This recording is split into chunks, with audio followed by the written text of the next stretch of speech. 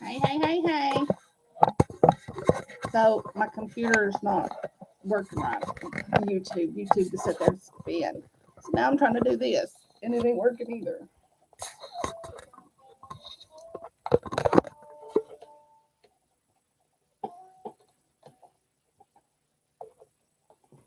I'm just having all kinds of technical difficulties.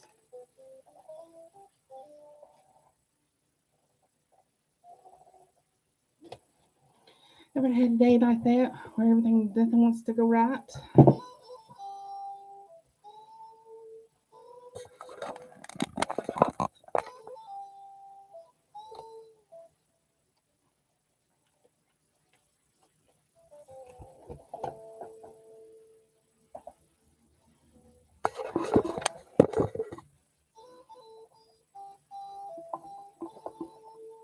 Ooh, my hair. It's awful.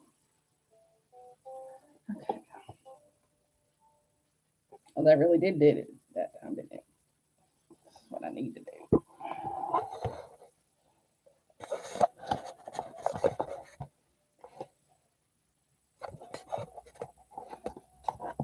What in the crap is that stuck on? Here we go. How's that? Is that okay?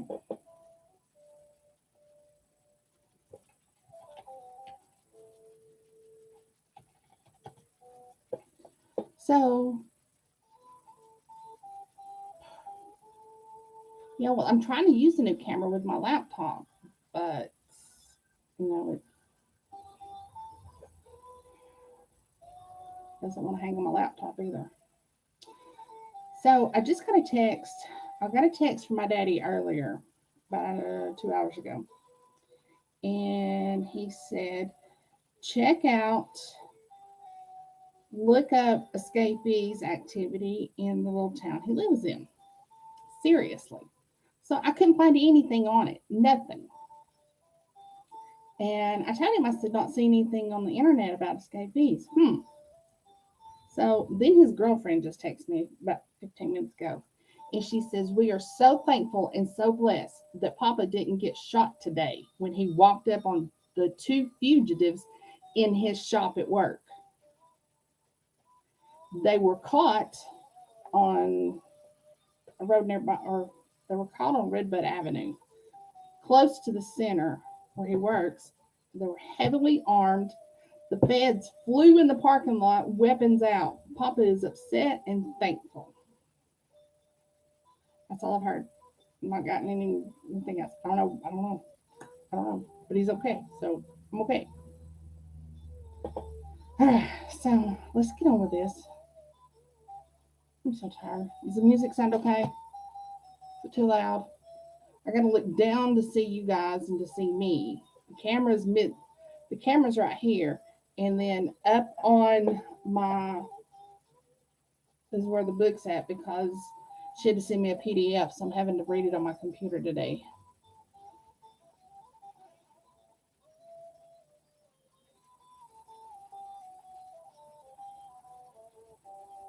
Lord. And she's got all kinds of Canadian French in this, I see. She's got a French to English legend. Ugh. Julie, I'm going to strangle you.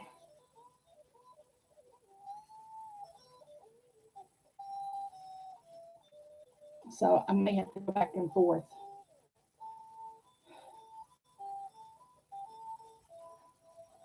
How do I say this name? The French name for Stephen.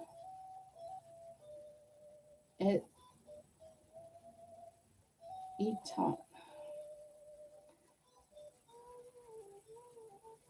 Either one of you got any one of you girls know French? I just have to call him Steven throughout here because I can't say. I don't know how to say his name, so we're just gonna say his. Okay, I feel discombobulated. I'm just. I don't know. Okay, chapter 1. Steven. Yo, Press. I'll be in my room. I finally got the package from my grandmama. I shout out as I hightail it through the main room and back up the back stair and up the back stairs to the bunkers that are hidden in the back.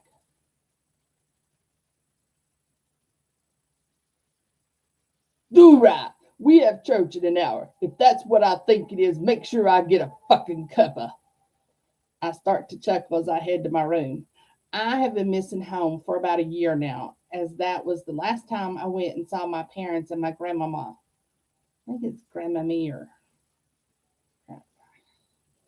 French is not a I just can't do French. I bust through the door to my room and smile. It's set up like a typical teenage boy's room, only I'm 28 years old, and I don't give a shit what people think. Many people have told me to grow up, but why grow up when I can be happy? Placing the box on my bed, I head to the bathroom before seeing what Grandmama sent me. Grandma Mir sent me. The last time I spoke to her, she told me that Grandpere, Grandpa, Vincey, do you know how to say grandma and grandpa in French or grandmother and grandfather in French?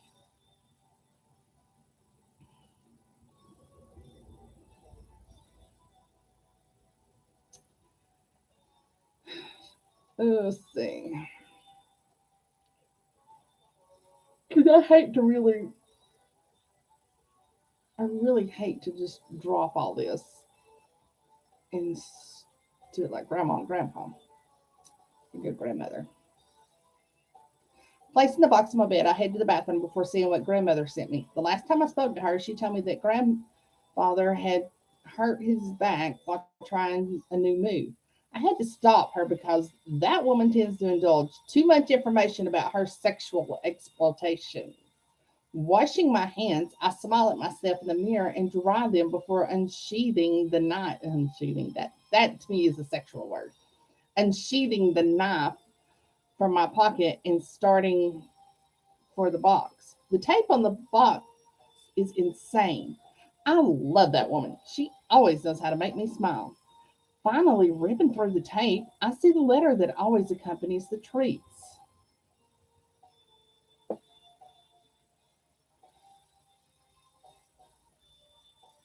Washing my hands, yeah, washing my hands, I smile at treats. All right, now then I got to go back up and see what is said because it's all in French. Stephen, hello, my favorite grandson. I know you are happy in Michigan with this group of adorable young men, but I also know that you missed some Canadian treats. We love you, my little Jim. Be safe and come and visit us soon. Love, grandmother.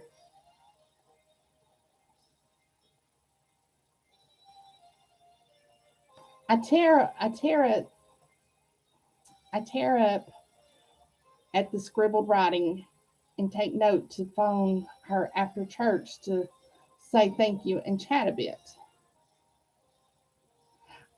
I tear up at the scribbled writing and take note to phone her after church to say thank you and chat a bit. I place the letter to the side and smile wide. Inside are four huge containers of Tim Hortons coffee grounds, coffee whitener, sugar cubes, 5 cans of poutine gravy, and 10 bags of flash frozen cheese curds. I look at my watch and realize I have about 30 minutes before church starts. Quickly, I turn the hot water on and start to prep the coffee pot. I fill the pot with boiling water and put it in the opening. Then place a filter in the scoop and scoop 6 heaping scoops of coffee in, adding a pinch of salt and press the start button on the machine. Then I go in search of the paper cups I had found at the local grocery store and set them to the side. I know that I have a 10-minute wait, so I sit down on the bed, light up a cigar, and turn on Michael Bublé. I get lost in the taste of the cigar as Michael sings Haven't Met You Yet, so the beat from the machine catches me off guard. There is a science of making the perfect Canadian cup of coffee. This is where the science of making the perfect Canadian cup of coffee comes in. 2 spoonfuls of coffee whitener, 4 cubes of sugar, and percolated coffee go into the cups, one for me and one for my prez.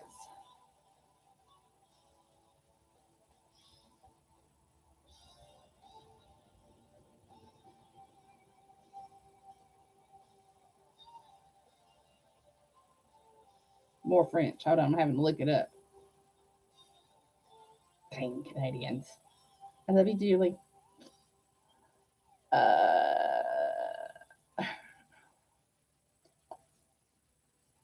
Fuck. Before searching for the 2 leather cup holders my cousin made for me, I jumped back and shook my hand. I trust Prez will put it back in my room when he is done. The leather holders are an actual work of art. One has my cousin's logo, an author, and the other is oak leaves. My thighs start to itch, and I know that I need to shift within the next few days, or my mental health will begin to deteriorate and I'll slowly lose the hair on my legs. Do you know what a lynx with no hair on his legs look like? Yeah, neither do I. The last time I shifted, I almost got caught by a woman and her son. I was frolicking in the mud that had accumulated after the rainstorms and almost rode right into their path. If it weren't for the tinkle of her giggle and the full belly laugh of the boy, I probably would have exposed a lynx in the Michigan forest. I have to admit that she intrigued me. Her scent was sweet and reminded me of being home and sitting at grandmother's breakfast table while she served pancakes with warm syrup. My stomach starts to growl, and I decide that I'll hit the local grocery store for pancakes and real maple syrup for dinner. I love having breakfast for dinner. Me too. I pick up the coffees and head to church. Prez, here it is. The only way to have a coffee. I hand him the cup and smirk as he smiles and breathes in deep. Black? The prospect at the door states, causing everyone to moan and me to turn my head.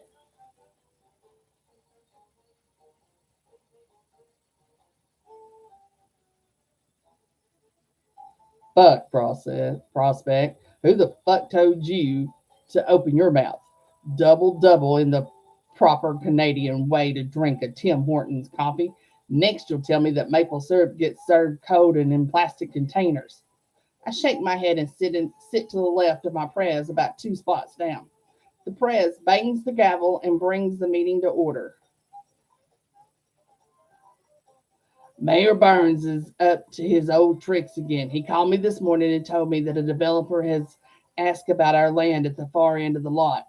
You know the part where the hills collect the most snow during the winter and turn into a mudslide after the rain? The one where the majority of us like to run? He has told me that the bid came in at close to a whopping $30 million. I told him to fuck off, that the land has been in the hands of the Lions Growl MC for centuries, and Meanie would never change that. We all bang the table and chant "fuck the mayor." We discuss our next plan of action and our next mission before the prez calls the meeting on an account of his stomach begging for food. I head out of the clubhouse and straight for the grocery store. Time for blueberry pancakes and syrup, or maybe blueberry bannock, Bangkok, bannock, bannock.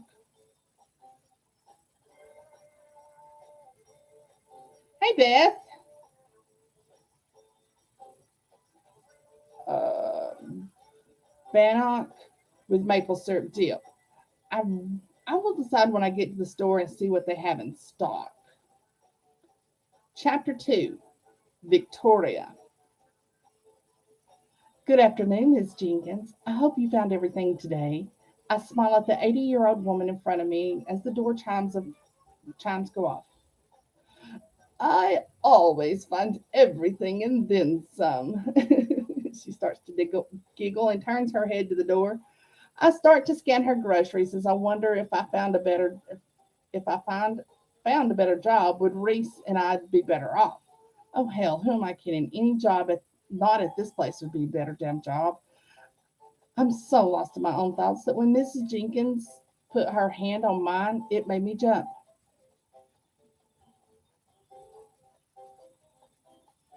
I'm so I am sorry, dear. You were starting to mumble and cry. She leans in and uses her hand to wipe the tear on my cheek before she continues. No matter how hard a battle you're fighting in your head, never let them see you cry. I smile at her and place my hand against hers. She doesn't know how important those words are.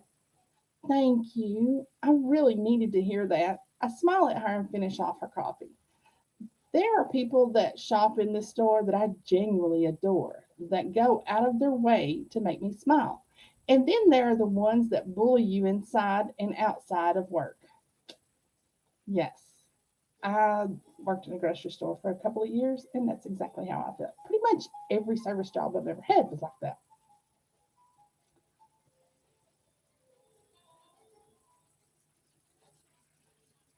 Well, well, well, if it isn't Victoria Malone. Even in the god awful grocery store, Spock, you look like you belong at my feet. I look deep into the dark eyes of Mayor Burns. Not only has this vile excuse of a human being made my life a living hell with the constant ignorant comments, the belligerent taunts, and the despicable suggestions that I belong begging him for an orgasm. His daughter has taken to bullying my son at school and on the playground with threats of making him an orphan or stealing his food. Mr. Mayor, a pleasure to serve you today. Did you find everything that you were looking for? I plaster on the fake smile and grit my teeth. I remember that I have to stay professional at work. I can see the line building behind him as everyone stands in awe of this man, a man who repeatedly makes passes at me that I politely decline. I don't know how much worse he will get until he opens his mouth.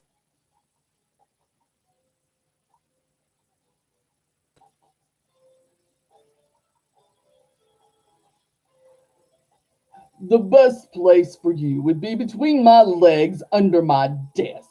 He smirks and blows on his fingers like he just made the best announcement ever. I stare at him, my face heating up as the tears started to sting my eyes. Why does this man have to be so ignorant? What put me on his radar? Fuck. I hear growl just as the gorgeous man pushes his way through the line. Actually, he says like something like tabernacle, whatever that is. I mean, it means fuck in French, but I don't know if I'm saying it right. Tabernacle. Burns, do you always have the tact of a gnat when dealing with people? More specifically, feet. Oh, when it, that would be.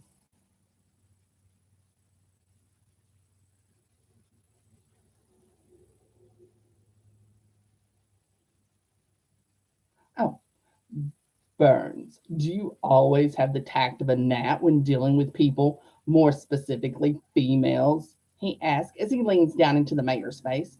This man is tall, with long black hair, a sharp jawline, and full kissable lips. He has dark aviator glasses covering his eyes, but his hands are what capture my attention. His left hand has a tree with the roots wrapped around each of his fingers and thumb. Do right. You always seem to stick your nose in my business. Maybe it's time I stick mine in yours. He starts to laugh dramatically, tossing his head back and throwing his arms out to the side. Oh, Mayor Dickface. Oh, wait a minute. More French. Hold on, let me go back up here to my legend.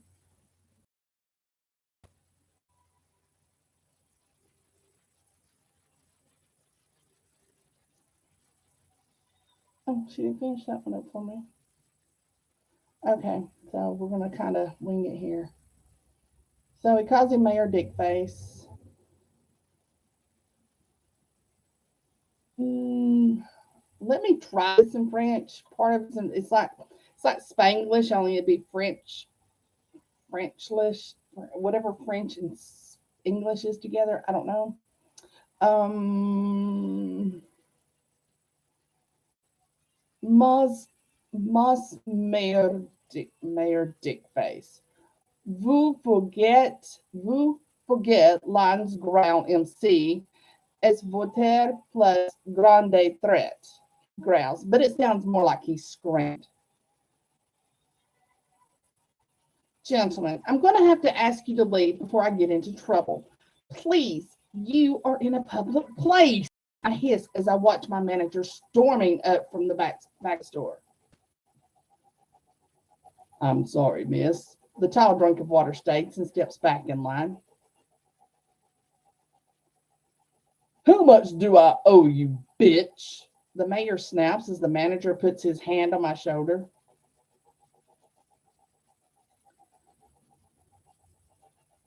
Your let's see. Your order is on her, Mr. Mayor. I am sorry that she caused such an uproar.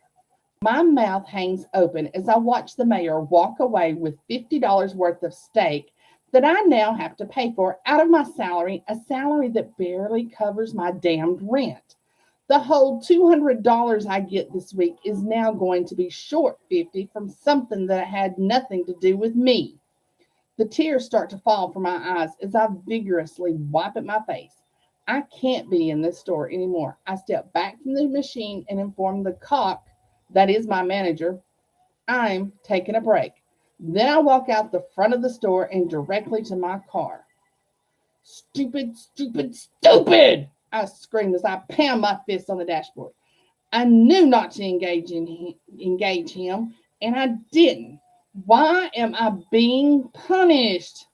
I screech at the top of my lungs as a tap comes at my window. Just before the door is pulled open, and the same hand that I admired in the store grips my arm and pulls me out of the car. What the heck? Asking would be nice, or even better, leaving me the hell alone would have been better.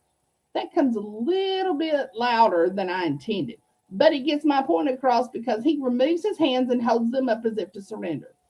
I'm sorry about what happened in there, my shawty. Mayor Burns is not a nice man, and when he called you those vile words, I had to step in. Miss Jenkins is on the phone with corporate, informing them of how your co-manager acted. She is also on the phone with one of the council members, informing them of how inappropriate the mayor was to one of his for. I asked, staring at the money. He makes a low groan and steps back. Take it, please. I need to go, but I will find you again. He jams the money into my hand before he spins and runs towards a beautiful royal blue motorcycle and takes off before I can blink. It's the oddest exchange I've ever had. But I don't have time because Mrs. Jenkins comes out of the grocery store heading straight for me, a look of rage marking her precious face as she yells into the phone. Chapter 3. Stephen. I had to go. I had to get out of there. The burning need to let my animal loose was literally eating at me. I could feel my teeth elongating the closer I got to the woman's scent. My pores were wide open, preparing for the hairs of the lynx to poke out or to poke through. I knew I should have gone for a run before going to the grocery store, but I never thought the mayor would show up and pick on my mate.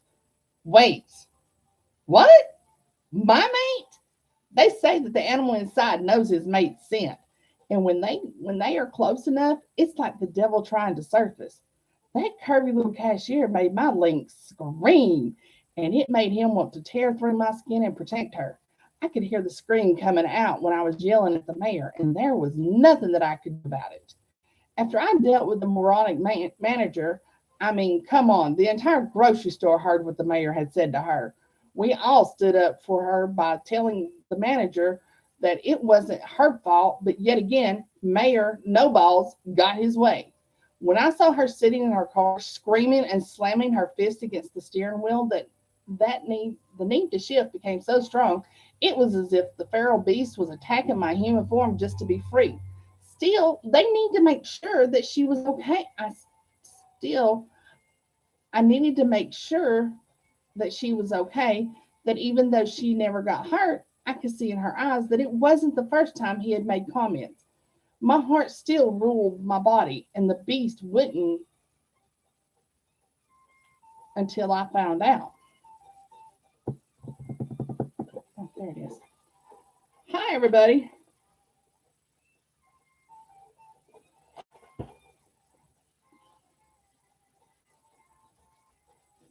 Well, I tried to get on. Are you talking about YouTube? You couldn't get on it. I tried to get Frenchless. Okay, I tried to get on YouTube on my computer, on my desktop, and it just sit there and it would spin and spin and spin. But it'll get on my laptop just fine. So, and Julie, darling, you're gonna have to come down here and teach this country girl some French if you want me to speak more than my chérie. That's about it. And we. That's about all the French I know. I didn't even know until Beth told me I didn't even know what French and English together were, like Spanglish, and she says Frenchlish, which is another tongue twister in itself. So thank you. Oh, this setup is not good for me, did I? Let's see. But I like the book. I knew as soon as I knocked on the door that this was a mistake. As soon as I put my hand on her that it was it, then that the need to mark her took over and I fought it back. I could feel my animal scratching to get free. It was as if he screamed, We need we need to go now. My body started to get extremely hot. My eyes began to water, and I knew I had no choice but to get a safe place for my animal to run. The air was growing thicker, and I started to itch at the skin of my neck. I don't remember what happened next, but I'm pretty sure I threw money at her and jumped on my bike, tearing out of the parking lot like the devil was on my heels. Now here I am, speeding to the back of the lot where my brothers and I all shift. I know this shift is going to hurt because I suppressed him for so long. I slid into the parking spot and hurriedly jumped off my bike, removing my cut and boots before tearing my jeans off and running toward the heavily wooded area.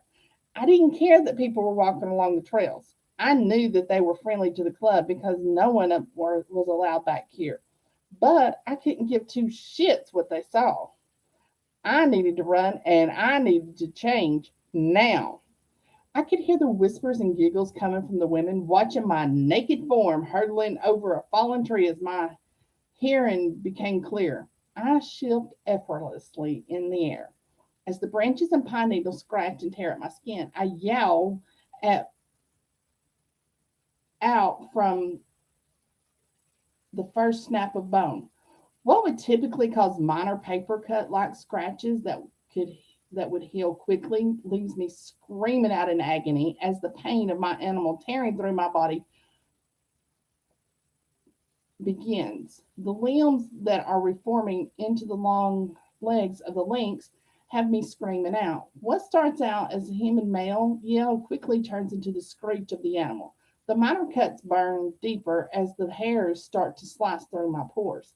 Pinprick after pinprick assaults my cheeks as the whiskers start pushing through the skin, and my face takes an animalistic shape. My human ears flatten and move to the peak of my head as the pointed tufts of hair to distinguish that I am a Canadian lynx stand tall, pointing to the sky. The process of changing from human to animal contorts my body into the beautiful shape of my lynx. The excruciating pain of bones snapping and joints popping from the transformation kicking into full gear has me begging for mercy from anyone willing to listen. My spine arches back like the little mermaid reaching for the open air as my heart grows twice its average size with each pump of acidic blood that surges through my body as it heats from the fever of my change. My animalistic instincts have taken over as I drop to my haunches and screech to the darkened sky. I ran and yelled as I rolled through the mud and eventually the snow at the peak of the small mountain. The cold from the fluffy, frozen snow felt good on my aching joints. The sky was starting to get dark. I needed to get back to my brothers in the clubhouse, but the cold eased my mind and made me miss my grandma even more. I let a yowl loose at the sky and made my way back down to the mountain. The air was fresh.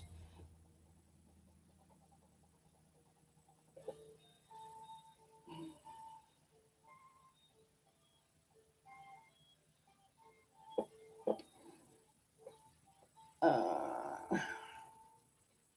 I let a yowl loose at the sky and made my way back down the mountain. The air was fresh like a new of snow was coming in. Bout of snow was coming in. Reese, let's see. Reese, please stop running away from me. It's dark and you never know what creatures hide in the dark. That voice, her voice, was walking up the path. It was like a slap to the crotch at how much I needed to be in her life. I put my nose in the air and inhaled her scent, and it had quickly become the most intoxicating smell to me. Having her on my skin and in my nose was like branding. When my lynx begged for it, I knew that she was it. He wanted to smell like her.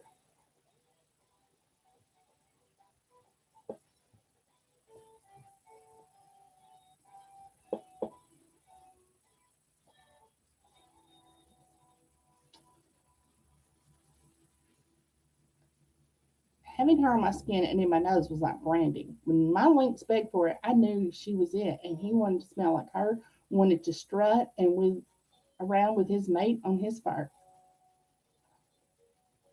What are you afraid of? What? Are you afraid of the dark, Mama? A squeaky little voice taunted her. She giggled, making me drop to my haunches. I'm not afraid of the dark, just the things that roam around in it. The little boy opened his mouth, and I decided I would show him the truth in his mother's words. I spun around, facing away from them, and let out a feral growl followed by a chirp. They both screamed and ran toward a beat up shit box of a car. She climbed in and slammed her doors, trying desperately to start the car, but the car had seen better years, like the 1980s. Luckily, my bike was across the lot, so I was able to make my way around to my bike and shift into my human form without being seen. I put on my pants, placing my cut on my shoulders. The smell of the leather always soothes my anxiety before starting my bike and heading over to her. My hearing was still keen, so that I could hear all the non-cursive curse words. Who yells out "son of a motherless goat"? I mean, I've heard the saying before. It's something Canadians often say, but coming from those gorgeous lips, it made me laugh. I knocked on the hood of her car and smiled at her before asking her to pop the hood. I hear the telltale sign of the latch release on the hood, but I haven't taken my eyes off her. She is captivating, and I will do everything in my power to show her that she is mine. I lean down to check the battery and the spark plug when I hear her say, "You're stuck with me, kid. I'm going to love you until my dying breath, and then I will still love you. No one will take you away from me without me fighting tooth and nail for you." He nods his head just as I check the spark in the battery and notice a slight bulge at the side. I also look at her serpentine belt and see that it's well worn. I mean, so well worn that the belt I had on my jeans would have been a better option. I reach into my saddlebags and pull out the small battery booster I stored, hook it up, and step back, telling her to turn it over. As the car comes to life, I unhook the booster pack and put it in its carrying case before going over to her window. So we meet again, Bijou. A few things. You are in desperate need of a new battery and a new belt. Heck, a new car wouldn't be a bad thought either. I chuckle as I watch for her face fall. I can barely afford the small apartment and the little extras we have. I'll have to scrap the car. I can't stand the sadness in her voice. It makes me want to curl up beside her and hold her tight, telling her that I will make sure she is safe. I hand her the booster pack before I say, Bring your car by my place within the next few days, and I'll make her run right as rain. No cost to you, as I get to spend time with you and the little man who is staring at me in the back. I stand up, wink at them both, and walk away after running my thumb down her cheek. Chapter 4, Victoria. Mom, who was that? Reese's question shakes me from the deep perusal of the man currently walking away from me and the nice firm ass framed by black jeans. I'm not sure who he is, Bubba. All I know is that twice today he has helped me. I reverse out of the parking spot and head toward the tiny apartment we live in. Mom, Becky was picking on me again today. The sadness in his voice every time he tells me what happens at school breaks my heart. I've spent many days fighting with the principal, going to the superintendent, and taking the complaint as high as I could. All I get is the runaround. It's like the school only cares if you have money. What did she do, Bubba? I watch his face fall, tears building in his eyes. She is telling everyone that I'll be an orphan soon, that you are going to leave me because you'll find out I'm stupid. My anger spikes. What gives this family the right to torture and beat on mine? First, Bubba, you are not stupid. You have the highest grades in your class. Your grades and all of your teachers prove just how smart you are. She can run her mouth all she wants. You're not the one struggling to pass. I see a small smile spread across his lips. Second, you're my anger spikes. I can't believe that bullying still an issue in today's society. I mean, we have no problem defending the big girl at the gym or the person who is down on their luck. Still, yet, when bullying is in full force toward our children, we step back and decide that the person is just angry.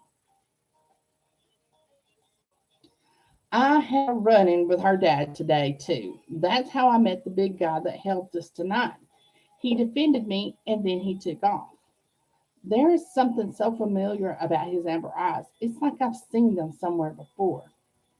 Mom, do you think that he will start spending time with us? He questions, watching where he last saw the mystery man on his bike disappear into the night. A man that is so extremely hot, I'd be willing to walk beside and stand up for or have him fuck me stupid in the forest or against the wall. I'm not sure we will ever see him again. I'm on the darkened road heading to the place that we currently call home for a hot shower and maybe some social media searching for a man that I have no clue who he is, just his image burned in my brain. As we pull into the lot where we parked, I notice the building broke off and all the residents are standing outside. My parking spot is in the back of the lot. When we pull in and get out of the car, it takes everything in me just to stand here, to not go any closer. I sigh deep before I head towards the crowd that is all staring at the building we called home. Home isn't right. It isn't. It is only a place to lay my head at night because being a home would mean I was comfortable in my surroundings.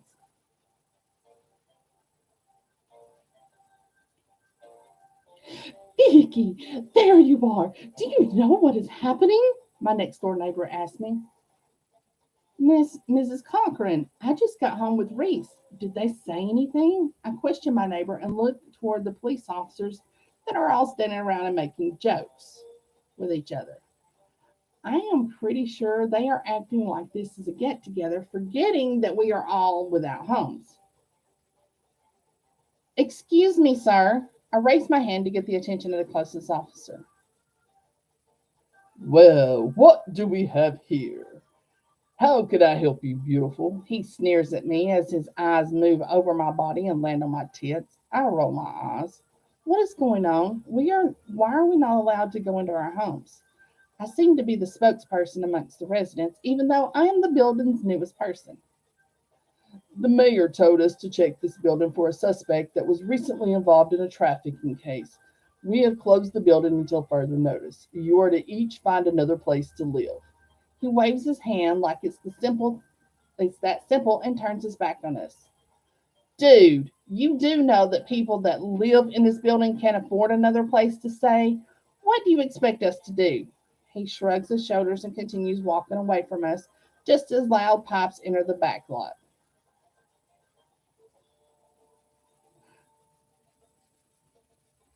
Oh, my boys are here to help me. A skinny girl jumps up and down as she takes off running toward the group that just entered. Who the hell is that? I whisper in Miss Cochran's ear. She giggles and mentions something about being some cheap floozy that would rather ride a man than get a decent job. You live in this dump? A voice rumbles behind me. I look over my shoulder and see the tall, dark, and yummy standing behind me. Apparently, tonight I'll be living out of my car, or I should say, the foreseeable future. I sigh, wondering if I have enough money to fill up the tank and get some food that would last. He grabs for my hand and brings me close to his body. Stay with me, you and your boy. I have extra bedrooms and you can stay as long as you need. You won't have to worry about anything. I stare at this tall man, shocked that this is the third time today alone that he has come to my rescue. I don't even know you. You could be a serial killer. He smiles and shakes his head. My name is Ed tonight. I don't speak French. Dang it, Julie. which is French for Stephen. My brothers call me Do Right. I promise you I won't I promise you I want to get to know you and your boy. You call me you call to me in a way no other woman has. I need to be close to you. I can't explain it. Being in his arms makes me feel safe, and for some unknown reason, I agree. I agree to go with this man, and I don't hesitate to follow him to the back lot, jumping into my car and failing to start it because, of course, the battery is shot. Chapter 5, last chapter.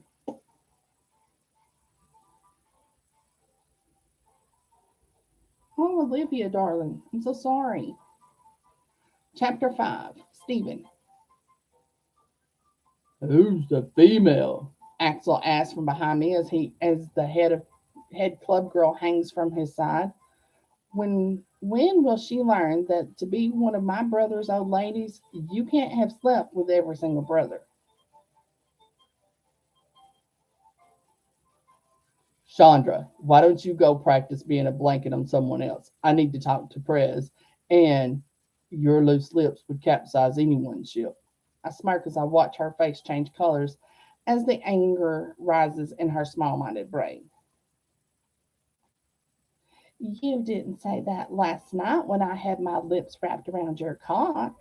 She smirks and bites her lip and watches as a smirk spreads across my lips before I step closer to her. I want this chick to know that I can't be blackmailed. You would have had to have you would have had to have done it when I was out running, sweetheart. But you know that when we're running, we do it alone. I would have to use an industrial strength condom for your lips to come anywhere near me. Now get gone. I straighten and move to the side as she screeches and storms off to find sympathy on another brother's dick or shoulder. You have you have a serious dislike for her, don't you? He chuckles as he shakes his head. She makes my gut cringe. There is something about her that doesn't sit right with me, but I can't place my head around it. Anyway, that female is the one that I was telling you about. She has almost caught me a few times, but she never screams. She just smiles and keeps walking. She seems so at ease with my cat form. I run my hand through the hair of my head.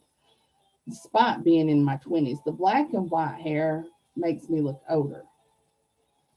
Are you talking about Are you talking about your mate calling to you? Fred steps close, asking me in a low voice. The nod of my head is all he gets, and it's all he needs. He puts his hand on my shoulder and shakes his head with a slight smile. If you need me, call me. I want to. If you need me, call me. I'm going to take Victoria and her son to my house and get them comfortable. He starts to chuckle, grunting good luck as he turns back to the bike. I turn back to the girl and watch her lose her shit when the hunk of a junk car doesn't start. I head toward her car window and ask for the booster pack that I had given her not 2 hours ago.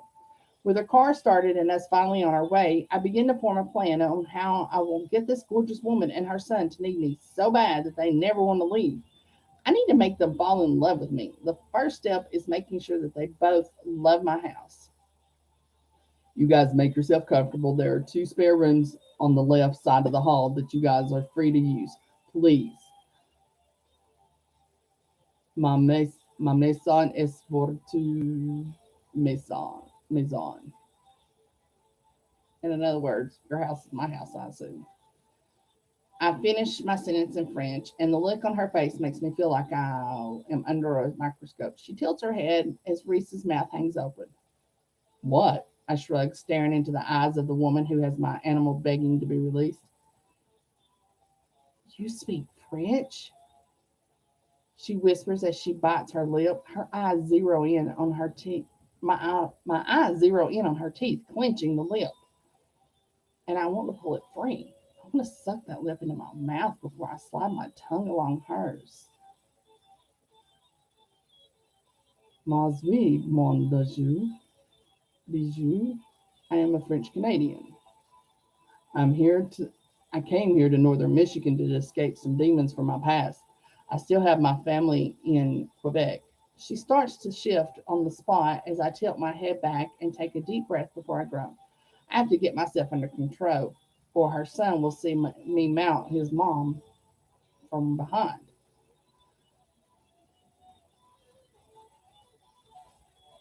I'm going to clean up for the day. I'll be back down to make us all some dinner. Please set up your rooms and get comfortable. I head to my bedroom and close the door a little harder than I meant to. My cock is throbbing drumline beat, and the urge to come is so strong that I swear I have a 15-year-old boy watching his first. I swear I was a 15-year-old boy watching his first softcore porn movie. I take off my clothes as I walk toward the bathroom. I need a cold shower and a warm, willing body. The only thing that I'm getting is a cold shower and a date with my left hand. With the shower turned on and my cock pointing up, I jump in and let the chill wash over me. I close my eyes, letting my imagination run wild with images of Victoria naked and tied to my bed, legs spread wide and blindfolded so that all she can do is feel my movements and taste what I give her. Her body is willing and ready as I touch and lick my way to pleasure. The, sh- the shower fantasies have become too much, and the cold water is doing nothing as my dick is hot to the touch and throbs. I grip my shaft at the base and slowly pull to the tip, closing my eyes and imagining her succulent lips sliding down my shaft. The roughness of my hands against the oversensitive skin on my cock makes me cringe. I wish it were the softness of her tiny hand working the steel rod between my thighs. Without thinking, I grab my bottle of conditioner, squirting a dollop into my hand, and then working my erection so hard and fast the orgasm hits me as I drop my head back and growl as cum pumps out of my body. My orgasm is so powerful that my knees begin to buckle as ropes of sperm squirt from the tip of my cock. I feel the sudden urge to sit on the edge of the tub quickly. Merde. This merde. This bitch is going to be the death of me, but at least I'll go out with my balls drained. I grumbled, quickly shifting off the shower and wrapping a towel around my waist. Okay, so Julie, you still with us? I know that this book doesn't come out till sometime in July. Um, it's Miss Julie's first shifter book. Um, and as you can see, it's very well done. I have a copy that's not been properly everything, so I have a rough copy of it. She's still waiting for her final copies back. So, um, it's called Missing Lynx, and it's book one of the Soldiers of the Legends MC. And you may have saw it. The first half of the story was previously published in the Dark Leopards MC anthology, published in 2020. So look for it. Go ahead and go pre-order it. I'm definitely intend to do that myself and read it when it comes out next month. I have a feeling you might just like it. So, all right, everybody. It's been a long night. My brother's called me. I need to call him, find out what's going on. I need to check with my daddy. So I will holler at you guys later. I love you and have a great weekend. Okay. Happy reading.